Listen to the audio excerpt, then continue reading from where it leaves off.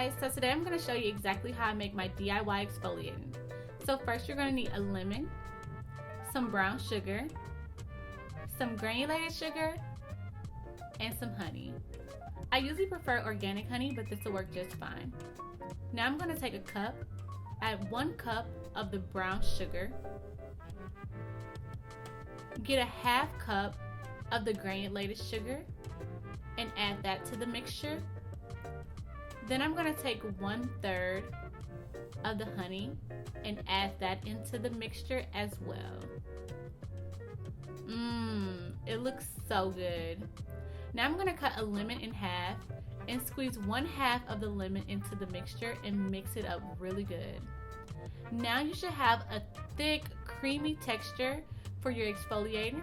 I do like to go ahead and add it into a mason jar to preserve it, or I'll put it into my bathtub for everyday uses.